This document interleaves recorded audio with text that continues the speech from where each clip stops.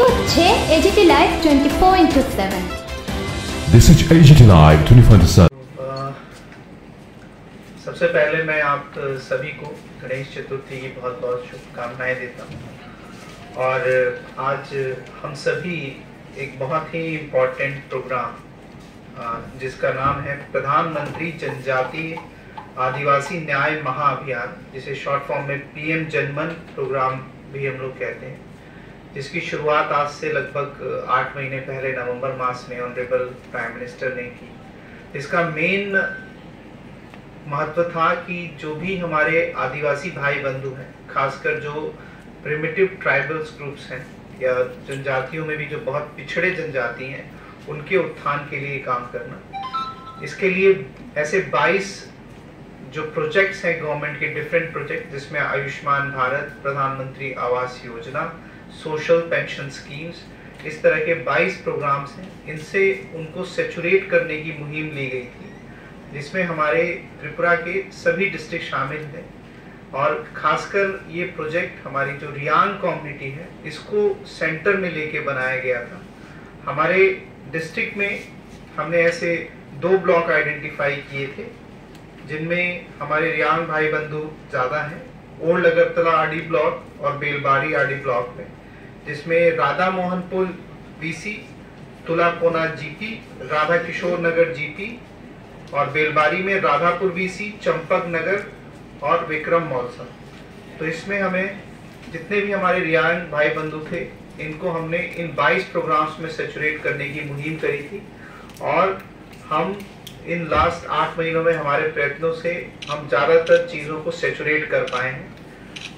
इसके में सबसे इम्पोर्टेंट था प्रधानमंत्री आवास योजना में उन सभी रियांग्स को जिनको PMAY के अंदर अगर घर नहीं मिला है, किसी कारण से नहीं मिल सका है, तो PM जनमन में उन सभी लोगों को प्रधानमंत्री आवास योजना के अगेंस्ट में घर मिला। और उन सभी को हम उम्मीद करते हैं कि आने वाले 2-3 महीनों में ये सभी के घर भी कंप्लीट हो जाएंगे, जो इसका एक बहुत महत्वपूर्ण था। दूसरा जो बहुत इंपॉर्टेंट एस्पेक्ट था, वो था उनको जमीन देने का। पट्टा के माध्यम से जो फॉरेस्ट पट्टा लैंड है, उस पर उनको जमीन दी गई। ऐसे हमारे 22 जो लगभग फैमिलीज थे, उनको हमने जमीन देने की कोशिश की। और हमने देखा कि इनमें से अभी इस प्रोग्राम को खत्म होने के बाद कोई भी लैंडलेस नहीं है।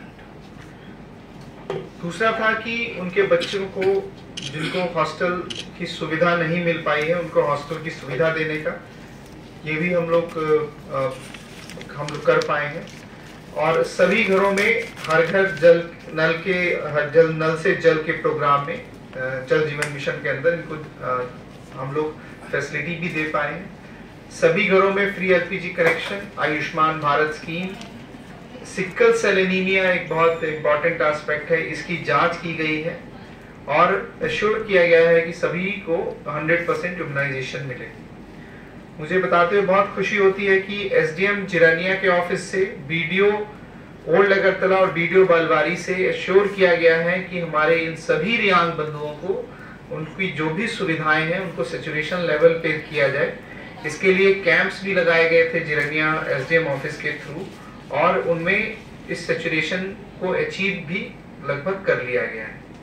मैं आपके माध्यम से रिक्वेस्ट करूंगा कि हमारे पास जो डाटा है, इसके बावजूद भी अगर कोई रियांग हमारे जो भाई बंधु हैं हमारे डिस्ट्रिक्ट में किसी भी कोने में, अगर उनको किसी भी तरह की फैसिलिटीज गवर्नमेंट से अगर वो वंचित रह गए हैं, तो वो कृपया करके कंसर्न BDO ऑफिस में अथवा कंचन पंचायत ऑफिस में जरूर वहाँ पे मिले, अथवा हमारी वेबसाइट पे हमारा जो नंबर है, फोन नंबर, उस पे भी वो लोग फोन कर सकते हैं या मैसेज डाल सकते हैं।